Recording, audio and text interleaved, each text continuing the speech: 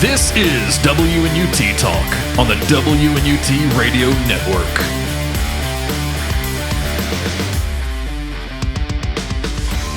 You are listening to WNUT Talk. I am Brandon, aka Stoney, and today, oh my God, I've got a treat for you. I've got a topic that is very near and dear to my heart that I've been wanting to do for several months on WNUT Talk, and I'm not going to waste a lot of your time, promoting WNUT and telling you where to go find more and all that shit. I'm just going to say, welcome to WNUT Talk. Thank you for joining us. If you're kind of new to WNUT Talk, if you haven't heard a lot of these, man, we will just tackle whatever's on my mind, whether it's a music related topic, whether it's, we've done an episode where we had a roundtable discussion ruining your favorite movies and TV shows. That was a lot of fun. We've had interviews with rock stars on this show. Sometimes I just talk about, digging through the local record store. It literally is just whatever is kind of fascinating me at that moment, something that I want to discuss, the history of a particular thing that I don't see covered a lot, and today I have one of those. And it's something that, like I said, it's near and dear to me. I hope that I can interest you in it and make you go and seek out some of this stuff. And today, I am talking about the partnership between musician Meat Loaf and songwriter Jim Steinman. That is right, the powerhouse collaboration between these two, which produced not just the Bat Out of Hell albums. That's what people know. People, when you mention Meat Loaf, when you mention Jim Steinman, or the two together especially, people are going to talk about Bat Out of Hell 1 and 2. But the partnership they had together spanned so many more years and was responsible for so much more music. And I want to discuss that, and I want to take you through it, and I want to hopefully have the bug bite you, and then you run and listen to more of this stuff and seek out so much more from not just the work they did together, but I'm just a Steinman fan, and I hope that I can kind of get you on board on the Steinman bandwagon. But anyway, let's get right to it. Meat Loaf was born Marvin Lee Aday, though he would go by Michael, on September 27th, 1947. And James Richard Steinman was born a month later on November 1st, 1947. And these two men's careers would be very closely intertwined, whether at times they liked it or not, for more than 40 years. And so we'll start with Steinman. He's the maestro here, the songwriter, the man who put the words in Meat Loaf's mouth, along with countless other performers throughout the years who we'll get to. We'll talk about some of those and some of the songs that they made famous. But, mostly we're focusing on Meat Loaf and Steinman together here today. So at Amherst College in Massachusetts, Steinman got into writing music for some of that school's productions of plays by Bertolt Brecht. And he even directed some theater himself. And as a senior project, he wrote and scored an original rock and roll musical called The Dream Engine in 1969, which the Dream Engine created a little controversy at that school. It had some explicit subject matter. There was a little matter of onstage nudity. But again, it was 1969, so the hippie movement's in full swing. People are kind of desensitized a bit at that point to some of these things, but again, you're not going to get away with things like that without some discussion, some rabble-rousing and things like that. And so the Dream Engine, not only did it contain some controversy, but it was full of metaphors and allegory and social commentary. And like some of Steinman's better-known later work, it did leave audiences kind of confused as to the meaning. And, they were dazzled by the spectacle, but there was a lot of, what does this mean? Or how do we interpret this? And you'll see that continue as Steinman goes on through the years, writing things and publishing work and, having his words and his music in the public space. And so the Dream Engine was actually set to be the opening performance at New York's Newman Theater in 1970. Steinman had gotten involved with a guy named Joseph Papp, who directed the New York Shakespeare Festival, and he really believed in Steinman. He kind of wanted to back him, and he kind of wanted to bring his work to more people. And they had worked out an arrangement for this show to be the one that opened that theater, but for whatever reason, they decided that the theater didn't do justice to that production. Now, I couldn't necessarily find what the reasoning was for that. Was the space not big enough? Did it not kind of have the technical capability to do some of the things they wanted to do? I don't really know. But keep the Dream Engine in mind, because all the way to the end of today's episode, we will be coming back to that, although it won't always be known as the Dream Engine. So anyway, they would try again the following year in Washington, D.C., and Richard Gere was actually attached to play the lead. But again, The Dream Engine was canceled in 1972 because creative differences between Steinman and his director at that time, Richard Perlman, kind of, came up and caused some problems. And if anyone could have been a miracle worker, it was Perlman, because he had opened the first production of The Who's Tommy in Seattle in 1971, starring a young Bette Midler. Actually, hold that thought for a second. We'll get back to Bette. But he couldn't work the miracles that he needed to with the Dream Engine, and it just, it kept stalling and it kept not happening. But Steinman was determined, man. He got a break because a song that he'd written got recorded and released by Yvonne Elliman, who audiences might know from playing Mary Magdalene in the film version of Jesus Christ Superstar, the Andrew Lloyd Webber musical. So Yvonne Elliman records a song that Steinman had written called Happy Ending on her 1973 album Food of Love. And this is Steinman's first commercially released song. Though I got to tell you, listening to it today, it does not sound like Steinman. As we think of his work, we think of him as very bombastic and theatrical. He is often described as Wagnerian, Wagner, the composer, the very just epic and grandiose. This is not that. But, he's out there. He's finally getting songs published and recorded. But I'll tell you, something I didn't know existed until I was preparing this episode. Something more impressive, in my opinion, is an unreleased demo from 1972 that's floating around out there of a 26-year-old Bette Midler singing Heaven Can Wait, which sounds very much like a Steinman song, unlike Happy Ending. And Bette Midler recorded Heaven Can Wait at the Hit Factory in New York with Michael Kamen producing. And like I said, it was just a demo. The hope was that Steinman and Joseph Papp, who we talked about before, they were going to take these demos out and attract a new director for the Dream Engine with them. They were going to play these demos to people and wow them, and it just didn't happen, man. Steinman had been reworking the Dream Engine a bit for Broadway, and like I said, he really wanted to make it happen, but we'll talk about what eventually does happen. For now, just know it was not meant to be for the Dream Engine. As for Heaven Can Wait, though, while we were not destined to know the Bette Midler version, that song would go on to be prominently featured on the first Bat Out of Hell album, which would be the thing that launched both Jim Steinman and Meat Loaf into the stratosphere. So anyway, that song is going to go on to great heights. Bette Midler would release her debut album later in 72 called The Divine Miss M, as she transitioned from the stage to a recording career, and The Divine Miss M would be certified platinum in 1990. So I mean, the path she took worked out just fine, I think. And decades of hits and starring roles in movies and plenty of returns to the stage. But listening to the demo, I can't help but wonder what she'd have sounded like taking on some other Jim Steinman songs, like Making Love Out of Nothing at All, or It Just Won't Quit. I really like the demo. It's just a different take on the song. It's nothing that's going to like knock you to the floor or anything, but I mean, God, it's a really cool take.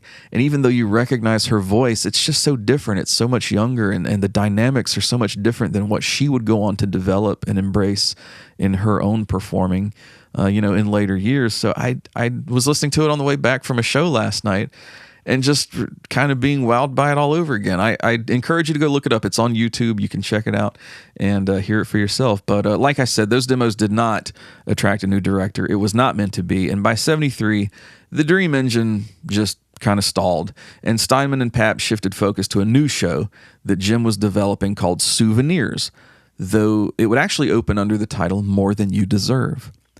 Now let's put a bookmark right there, because that is an important page, and we're going to come back to it. But, ding, the oven is done, and Meat Loaf is ready.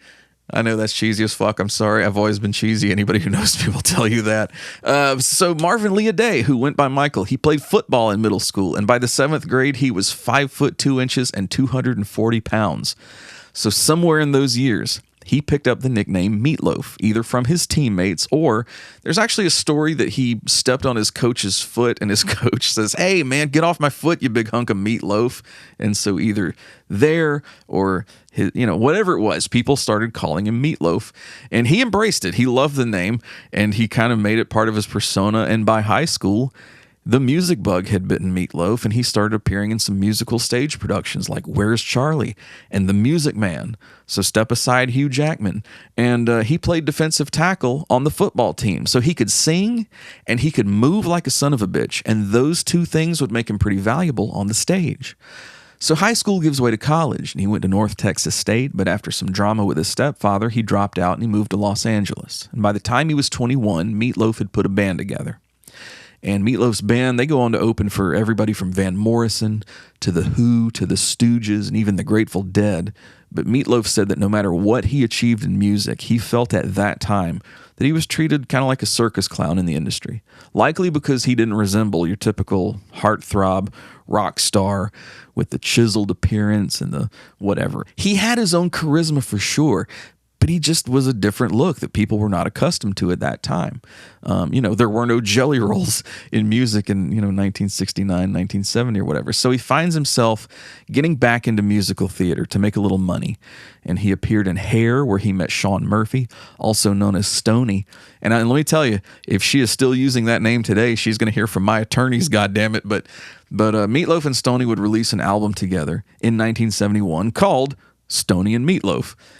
So now Meat Loaf has an album out there, and it's charting. Its lead single goes to number 36 on the Soul Singles chart and number 71 on the Billboard Hot 100. But, he, despite the successes that he's having, he still can't get taken seriously by the music business and by the press. So Meat Loaf moves around the country. He plays small venues. He gets back into theater, and he winds up in New York, and he appears in Rainbow. He rejoins the cast of Hair. This time he plays it on Broadway. And then he auditions for this new show that's debuting called Souvenirs, which was written by two guys named Michael Weller and Jim Steinman. Boom! See, we're back on the page we bookmarked earlier. I am a visionary. I told you. Trust me, baby. I got you. I'm in the captain's seat. I'm going to guide you through this musical partnership. So now, Meat Loaf auditions for a minor part in the show Souvenirs, but Steinman was blown away by what he heard, and he insisted that they find a featured solo for Meat Loaf to perform in that production. So along comes a song called More Than You Deserve, and he has Weller write a new scene to justify the song and the moment, and voila, Meat Loaf has a featured solo so powerful that by the time it opens, the whole show has been renamed More Than You Deserve. So, did they ever work together again? Did this partnership between Jim Steinman and Meat Loaf last? Stick around and we'll find out right here on WNUT Talk. Hey, what do we got here that goes with the most? I mean, I can't say my name, it's the B word and everything, but hey, I just want to say you're listening to WNUT. Hey, we really like it down here in the afterlife, you know what I'm saying? Oh my God, them guys are so funny. Anyway, listen, hey, I gotta go, man. I just want to stop by and say, hey, you're listening to WNUT, so keep it up. Best music, best talk. WNUT. You're back on WNUT Talk with me, Brandon, a.k.a. Stoney, and we are talking about Jim Steinman and Meat Loaf, in particular their musical partnership, their collaboration through the years. And, like I said, when we started the show, it is so much more than Bat Out of Hell, although that's the way that I came to know their music in 1993. Bat Out of Hell 2 was on the charts. It was, on fire. And when I first heard Meat Loaf's name, I thought it was ridiculous. In the age of Guns N' Roses, Metallica, Nirvana, Soundgarden, here's a guy named Meat Loaf. I was like, what the hell is this? And so then I learned, kind of who he was and what he had done. I was like, this is my mom's music. I'm not interested in this. But wait, so was Aerosmith, and I loved Aerosmith. And I'll tell you, there was something about the songs from Bat Out of Hell 2 that I was hearing that I really liked. It was like rock and roll that I kind of hid from my friends for some reason. The first time I ever learned what a guilty pleasure was when Bat Out of Hell 2 was, something that I liked, but my friends were into harder stuff. They were listening to Metallica, so was I, but they were not listening to Meat Loaf, and I was. And then slowly I learned that more of my friends liked it too than I realized. Yeah, there were some who did not. And that was fine. But I also had this compilation from Time Life. And let me tell you, there was a time, if you don't remember, back in the before times, you used to see you'd be watching television, and during the commercial break, there would be a commercial for like a record or a CD or something that brought together all the hits you knew and loved from a particular time. And like K-Tel Records was a record label that loved putting these things out, and that's how they made their damn money. They would just license these songs and then sell them to you on compilations. It's just basically like, the one song you loved by whatever artist, and then there would be 20 or 30 of them, right?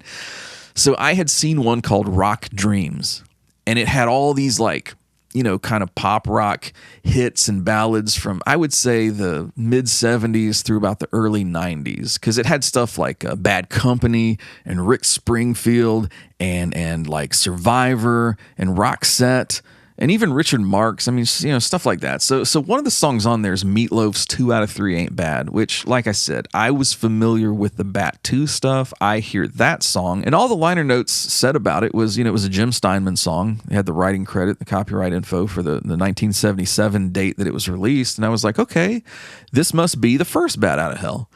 And so I start putting the pieces together, and I realized I might want to hear more of that one. I might want to hear more of the first Bat Out of Hell.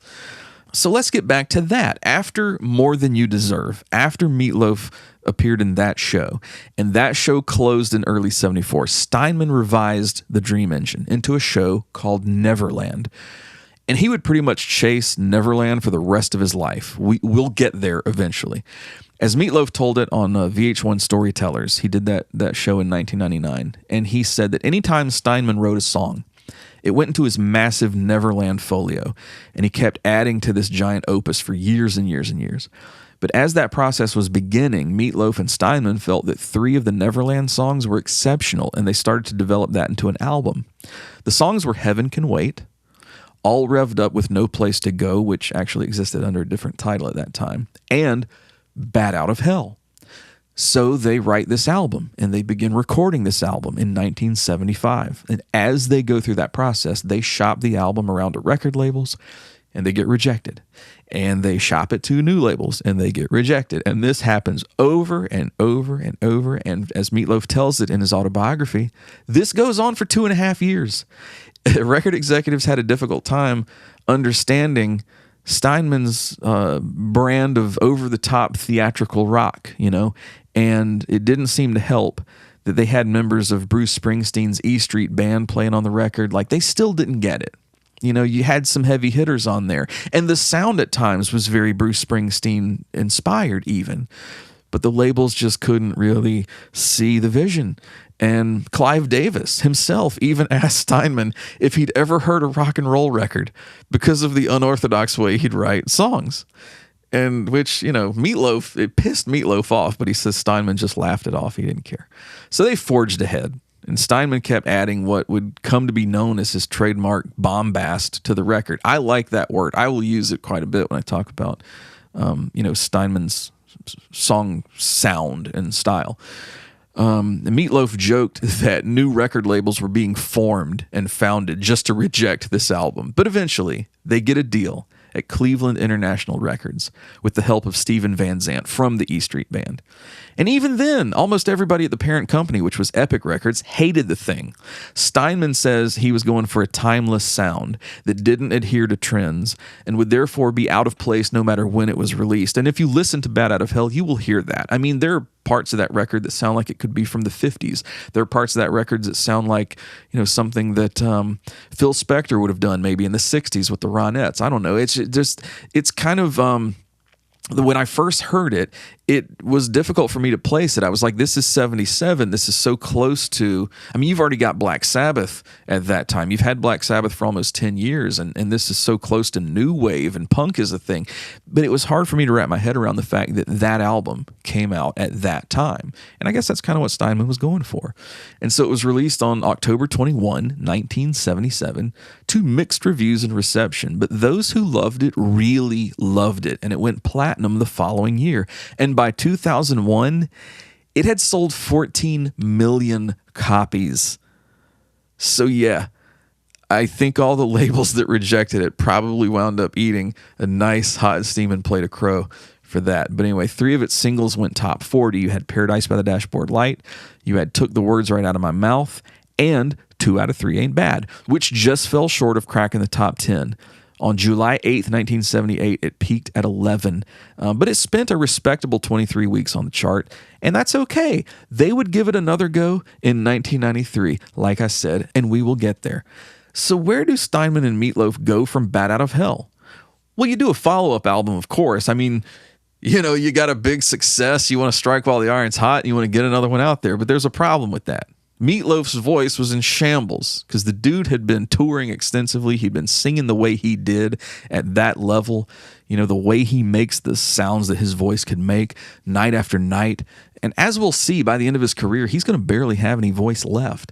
Not to mention the drug habit that he had found along the way. So Meat Loaf was a bit exhausted. And I don't mean he was tired. I mean his resources, his abilities had been used up when it came time to record the follow-up album. So they try several times to record some of the new songs that Steinman has, but the results just aren't good. And by now, guess who really wants a Bat Out of Hell record? The label does. So they actually convinced Jim Steinman to record the vocals himself and release the follow-up under his own name. Originally, the album was going to be called Renegade Angel, but by the time it surfaced in April 1981, it was called Bad for Good. And it had a lot of the same musicians playing on it as Bat Out of Hell. A similar cover painting that was very fantastic and epic looking by Richard Corbin, who had done the first album. And I'll be honest, I don't think it's a bad album.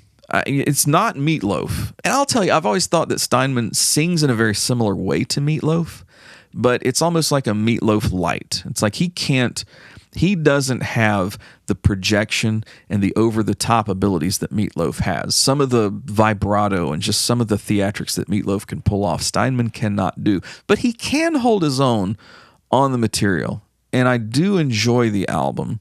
It's just not Meat Loaf. He would get a top 40 single out of it. Rock and Roll Dreams Come Through was actually on that album first, and it went to number 32. But Meat Loaf's version would hit about 20 positions higher when they put it out again in 1994 off of Bat Out of Hell 2. And Bad for Good, the album, goes to number 63 on Billboard. But it ain't Meat Loaf, and it ain't Bat Out of Hell. But speak of the devil, guess who's been working hard to get clean and sober, get healthy, work out, get his stamina up, and get back out there and perform again? Meat Loaf has. And so the letdown of the album falling apart motivated him, and he's back to his old self again by 1981. So Steinman took 7 songs, including the title track from the More Than You Deserve musical, the one that they put in for Meat Loaf to sing. They go back in the studio with Meat Loaf and they record the Dead Ringer album, which comes out on September 4th, 1981. So Meat Loaf and Jim Steinman have a proper Meat Loaf and Steinman album out in the stores in 1981. And that album goes to number 45 on Billboard, though it does hit number 1 in the UK. And only one track, the song I'm Gonna Love Her for Both of Us, goes to number 84 on the Billboard Hot 100. The rest don't chart. And to add insult to injury, after a song called Read 'Em and Weep fails to get any traction, Barry Manilow re-records it in 1983 and goes to number 18 with it. So what went wrong with Dead Ringer? Why did it not work out? It was, in my opinion, a matter of timing. Like I said, the iron was hot after Bat Out of Hell, but the boys could not both strike at the same time. So instead of a proper follow-up to Bat Out of Hell, we got 2 albums that were both missing something important. Steinman's was missing Meat Loaf, and Meat Loaf's was missing the songs that Steinman had intended for that moment. It just wasn't their time. Yet. Steinman would go on to have a pretty successful 1980s, charting huge hits with artists like Bonnie Tyler, Air Supply, like I said, Barry Manilow, and even Barbra Streisand sang some of his songs. Bonnie Tyler, my God, Holding Out for a Hero from the Footloose soundtrack. Are you kidding me? That song was everywhere, as was Making Love Out of Nothing at All for Air Supply. And Bonnie Tyler herself would even re-record that one several years later. And, Jim Steinman's songs were very much in fashion now after Bat Out of Hell, so the record labels got it. And they wanted these people singing these songs. And these songs were successful. Meat Loaf, not as much. Man, he put out 4 albums that year. That included the Dead Ringer album. But these albums either didn't chart in the U.S., or they charted much lower than people expected, but only boosted because they contained some of Steinman's songs. Like Bad Attitude came out in 1984, but it only had 2 songs by Steinman on it, and it stalled at 74. Albums called Midnight at the Lost and Found and Blind Before I Stop had no Steinman songs, and they never appeared on the charts. And we can only assume that Meat Loaf did go blind in 1986, because after that album, he was radio silent for years. It made total sense that someone like me, who lived for music at that time, but who was not alive in the 70s and wouldn't remember Bat Out of Hell, when I first heard his name in the early 90s, I could only ask, who? I mean, he disappeared for a while. And the other thing, the two men had financial and legal disputes throughout the 80s. It was your typical frontman versus songwriter type stuff, Meat Loaf's known for singing the songs. Steinman writes them, but he's not properly getting credit. So, they would bicker, they would argue kind of publicly at times. But the two men actually wound up getting together at Steinman's Connecticut home in Christmas 1990. And as Meat Loaf described it, Steinman played the piano and Meat Loaf sang Bat Out of Hell, the song, and right there in Steinman's home. And something sparked that day. It was like when the Grinch's heart grew 3 sizes in that cartoon. The boys started feeling re-energized, and they started feeling reinvigorated, and they started talking about what they could do next. And before you know it, they were back at it, and the duo was finally working on a proper Bat Out of Hell 2 album with the subtitle Back into Hell. And that would ultimately come out on September 14, 1993. And this one was an instant success and would go 3 times platinum just by the end of 1993 alone, with millions more sales on the way. Like I said, it was everywhere. You couldn't turn on radio or MTV without hearing it. There was a very visible Beauty and the Beast inspired music video that went with the first single, I Would Do Anything for Love, But I Won't Do That. And they re-recorded 3 of the songs that had been on Bad for Good. So we finally got Meat Loaf's proper vocal on some of those tracks, as well as 2 from the 1989 Pandora's Box album Original Sin that Steinman had produced for a female pop group that he had put together. And the rest were songs that were put on this earth by Jim Steinman for this exact moment and album. Because let me tell you, if you haven't heard it, Bat Out of Hell 2 is a freaking masterpiece. I love it more than Bat Out of Hell 1 by far. And that's not to say anything negative about Bat Out of Hell. When I say that, I'm not crapping on those songs. Bat Out of Hell is a wonderful album. There's nothing on there I hate. I don't dislike any of it. But Bat Out of Hell 2 is just rock and roll perfection. Oh my God, there's a song called Everything Louder Than Everything Else that I, to this day, wonder why that wasn't released as a single. It's so good. But anyway, it was propelled by 3 top 40 singles, including the number 1, I Would Do Anything for Love, which went number 1 in 28 countries. And yet MTV playing it like the VJ got a free hand job every time they aired it. It was all over radio, and regardless of the fact that the album version was 12 minutes long, it still got played and played and played, and people still, 32 years later, ask, what the hell is that Meat Loaf won't do for love? What is that? What is it that Meat Loaf won't do for love? I've got the answer right here on WNUT Talk after these messages, so don't go away. Yo, this is Jimmy Coo from the world of rock, and you're listening to WNUT, going nuts. Kids playing radio for 30 years. WNUT. You are back on WNUT Talk, where we are talking about the partnership between Jim Steinman and Meat Loaf. Handed to us by God, songwriting and performing team that made rock and roll perfection for 40 years. And I am not even playing. Man, and like I said before the break, people still ask today. From 1993, they've been asking, what is that Meat Loaf won't do for love? I would do anything for love, but I won't do that. And people say, what is that? And there's all kinds of funny little jokes and shit. Well, let's break it down here, because every chorus has a line that tells you specifically what that is. And if you still don't know, you haven't listened to the damn song. First chorus, there's a line that says, but I'll never forget the way you feel right now. I would do anything for love, but I won't do that. I will never forget the way you feel right now. The second chorus is, I'll never forgive myself if we don't go all the way tonight. It's a little personal, Meat Loaf, but hey, if you want to put your business out there that way, more power to you. The third chorus says, but I'll never do it better than I do it with you. I'll do anything for love, but I won't do that. Fourth chorus, I'll never stop dreaming of you every night of my life. See, that's sweet. But anyway, Lorraine Crosby, when she kicks in at the end, she sings, after a while you'll forget everything. It was a brief interlude and a midsummer night's fling, and you'll see that it's time to move on. And Meat Loaf says, I won't do that. He won't do what she just said. And then she says, I know the territory I've been around. It'll all turn to dust and we'll all fall down. Sooner or later you'll be screwing around. And Meat Loaf says again, I won't do that. Those are the things that he won't do. They're right there in the song. So if you don't know by now, hopefully you can go spread the word inform the public, let people know what he won't do for love. But anyway, so we were just talking about Bat Out of Hell 2. What happened after that album? Well, Meat Loaf would sprinkle Jim Steinman songs into anything he released throughout the 90s, with a couple on Welcome to the Neighborhood that were originally done by Steinman on Bad for Good, and he had a few on the very best of Meat Loaf, including 2 that Steinman had co-written with Andrew Lloyd Webber from the Whistle Down the Wind musical. And this time, Meat Loaf managed to stay pretty visible, still around. And he, like I said, he even did the VH1 Storytellers in 1999. So the public did not forget about him. He did not go radio silent like he had in the late 80s. Steinman kept working, having songs recorded by Taylor Dane and Boyzone, and even Celine Dion, who scored a massive hit with It's All Coming Back to Me Now, which was originally from the Pandora's Box album that I mentioned earlier, Original Sin. And he kept working in the theater. The Andrew Lloyd Webber collab Whistle Down the Wind opened in 1996, and he did one called Tanz der Vampire, or Dance of the Vampire, in 1997, which I've heard mixed things about. Some people hate it. Some people seem to go, hey, it's freaking great. And at one point, he even began working on a stage musical of Batman. Yes, that Batman that would never open, although we would hear a couple of the songs from it soon enough, and we'll get there.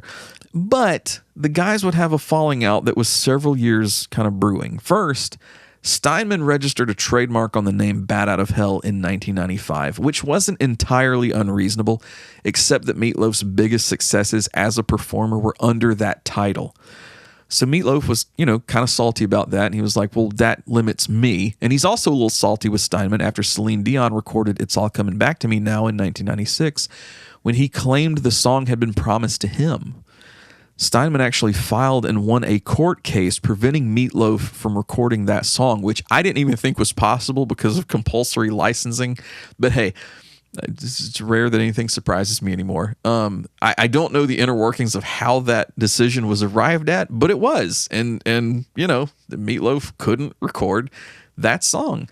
But he would get a victory of his own later when he sued Steinman for the right to use the Bat Out of Hell title, and he also sought $100 million that he felt was owed from Steinman and Steinman's manager, who settled out of court, and they allowed Meat Loaf to use the title for a third Bat Out of Hell album, and to release new recordings of some of Steinman's songs on that album, including It's All Coming Back to Me Now. So hey, everything worked out, right? No, they kind of still didn't like each other. And Bat Out of Hell 3 came out on October 20th, 2006, but it was a bit of a misstep because, like I said, the guys had fallen out. Steinman was not involved in the recording of the album. He did not ensure the production did justice to his trademark, like I say, bombastic style. And they padded the album out with songs by Desmond Child and Diane Warren and others. And so, Bat Out of Hell 3 just became another album of professionally written songs, which we had been drowning in since the 90s. And yeah, it was sweet to hear Meat Loaf finally taking on 7 Steinman songs we hadn't heard him sing yet, but the highlight for me by far is his version of Bad for Good with Brian May of Queen on guitar. Holy shit. That song is worth the price of admission for that album alone. And we got to hear Meat Loaf sing 2 songs from the never-realized Batman musical, the very jagged In the Land of the Pig, the Butcher is King, and the more tender Cry to Heaven, which I like, but Meat Loaf went a little over the top on the warbling vocals. If he had done it a little more reserved, Cry to Heaven would probably be one of my favorite tracks from that album. A couple other Meat Loaf albums did come out without Steinman's involvement, including 2010's Hang Cool Teddy Bear, which has about the dumbest album title I've ever heard in my life, but it is by far my favorite Meat Loaf album that Steinman was not involved in. I shit you not. It's a very fun record. It has songs written by heavy hitters across the rock and roll spectrum. And there's one called California Isn't Big Enough that I played on WNUT's Friday Vibing episode back in 2023 that is still absolutely one of my favorite songs he's ever done that wasn't Steinman. It was written by Justin Hawkins from The Darkness, and it just makes me wonder what a full album of collaboration between Meat Loaf and Hawkins could have been like. But anyway, Steinman, over in his world, turned his attention, of course, back to Neverland, which had been reworked into Bat Out of Hell, the musical. So the Dream Engine became Neverland, Neverland became Bat Out of Hell, the musical, and finally, Steinman seemed to realize the lifelong work he'd been picking away at steadily ever since 1968 at Amherst College. Seriously, the story of Bat Out of Hell, the musical, is so grandiose, So epic in scale, so many twists and turns. I recommend just looking into that. God, I could do a WNUT talk just on the history of that show, but I won't. But anyway, check it out if you're interested. We are going to talk about the payoff here at the end of the episode. But first, Jim and Meat had one more album in them. They reconciled their differences once and for all, and the last album Meat Loaf ever made and released was called Braver Than We Are. It came out on September 9th, 2016, and it had full involvement from Jim Steinman, who wrote every song on it. And it should have been a triumph. It should have been a cleansing. It should have been a reclamation of the crown that no one else is worthy to wear. But by 2016, Meat Loaf's voice was down to a shell of its former power and its former glory. It was raspy. It had lost its bombast. And throughout the album, Meat Loaf is singing mostly in his lower registers, which is not where his voice historically lived. And not only that, but it clearly sounded in a lot of places like several takes were being combined, like maybe the producer was taking line by line or even word by word and putting some of Meat Loaf's best takes into full verses just to get him through these songs. And even though it sounds sometimes like his voice is no longer under his own control, there are moments where it does soar and you get a glimpse of the old Meat Loaf still lurking somewhere in there, like on the song Souvenirs, which was from that More Than You Deserve musical. I think at the same time it is cathartic and heartbreaking to hear that album, but ultimately I'm glad they made it. I really am. It's somehow a fitting encore to both of their careers. One last go at it. Balls to the wall, ravaged voice and all, getting together and just making the art that they loved like they had been doing together since 1973. Plus, it reunited Meat Loaf with Ellen Foley from Paradise by the Dashboard Light after 40 years. So there's some really cool moments. And the album represents something bigger than the fact that he couldn't do it like he used to be able to do it. So, proceed cautiously. Check it out if you're interested. The songs are great. Well, most of them. But, they're not performed the way he could have done it if they had decided to make this album in, say, 2005 or 6 when Bat Out of Hell 3 came out instead. But it also wouldn't have represented what it does if they had. But whatever happened with Bat Out of Hell the musical? Well, as I mentioned, the show that had begun its life as the Dream Engine reached its final form as Bat Out of Hell the musical. And it was full of songs that came from throughout Steinman's career and from various projects, which some people dismissed as lazy. When that show finally opened, they said, oh, look, he's just putting popular chart-topping songs in this. It's a jukebox musical. But remember, Meat Loaf said in his VH1 Storytellers performance that anytime Steinman wrote a song, it went into this show, which at that time was called Neverland, but it was this show. So arguably, it's the other way around. Arguably, artists had been covering this musical for decades while the public still hadn't seen it. Bat Out of Hell the musical would finally open in the UK in 2017. It would go to Canada and Germany in 2018. And it would get an off-Broadway run at New York City Center in the summer of 2019. And I actually flew up to see it from South Carolina. It was well attended. I thought it was great. It got good publicity, though some of the reviewers were a little perplexed by it at the time. But overall, it was a very fun show. It was often described as a bit of a fever dream of rock and roll, and full of excess and some rock and roll tropes. But Meat Loaf was even there. He attended the New York show. He gushed over his dear friend finally realizing this dream after nearly 50 years in the making, and painstakingly toiling away at it and making demos and shopping it and failed attempts to bring it to the stage and workshopping it at the Kennedy Center in 77 and stuff like that. And on August 20th, 2019, Meat Loaf even appeared on stage during the curtain call, and he sang You Took the Words Right Out of My Mouth with the cast. And in my opinion, he sounded stronger there than he had on Braver Than We Are just 3 years before. It was a very cool moment. You can see that on YouTube, so look that up. I encourage it. I might even put it in the description of this show, wherever you might be hearing it. Now, of course, the next year we had the COVID pandemic, so nobody was really doing anything. People were still putting out records, but very slowly because studio time was harder to get and maintain, and nobody was touring. And so a lot of musical projects, especially with older musicians and writers, just kind of were stalling, and people weren't really doing much. And unfortunately, the next news that we got was that Steinman died of kidney failure at Danbury Hospital in Connecticut on April 19th, 2021. He was 73 years old, and Steinman's health had been declining for some time. He'd even suffered a stroke 4 years before that, but on his death, Meat Loaf said of his longtime friend and collaborator, "We didn't just know each other, we were each other." And that summed up the relationship that they had had, warts and all, feuds and reconciliations. They were not just brothers. They were two parts of the same coin, man. And Meat Loaf made sure that people knew that when we lost Steinman.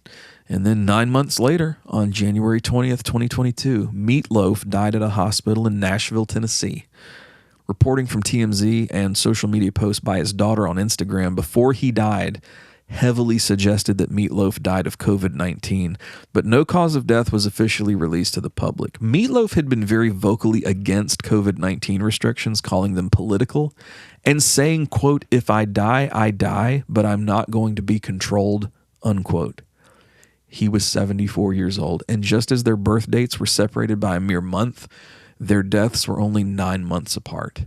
They truly were two halves of the same force. And let me tell you, going back and researching this and listening to this music again and rediscovering how much I love this partnership that lasted some 40-odd years, I honestly count myself lucky that I existed on this planet at the same time as this force in rock and roll songwriting and performance. And I highly encourage you, especially if all you know is Bat Out of Hell or Bat Out of Hell 2 or, a few of these songs. Maybe you didn't know that Holding Out for a Hero was written by Steinman, or you didn't know that Air Supply's Making Love Out of Nothing at All was by him. If something in this episode has gotten your interest up, go seek this stuff out. Dive in like I did, man. Let this stuff wash over you, because there is some great work that Steinman put out with and without Meat Loaf. But the two of them together, when they were on the same page and they were working towards a goal and putting music out, my God, they were unstoppable. And they were a force not only to be reckoned with, but just a force to be witnessed. And after reliving these stories and songs I could barely recall, it's all coming back to me now. And hey, if you're holding out for a hero, might I suggest you'll find some great ones on WNUT. You can listen to the flagship show on our YouTube channel at The Real WNUT, or you can listen free streaming 24 hours a day on Live365.com or the Live365 app. All you do is you search WNUT on that platform and boom, you're right there. For WNUT Talk, this is Brandon, a.k.a. Stoney, saying, hey, if you thought we weren't coming back with a new episode, we would do anything for love, but we won't do that. We will see you next time.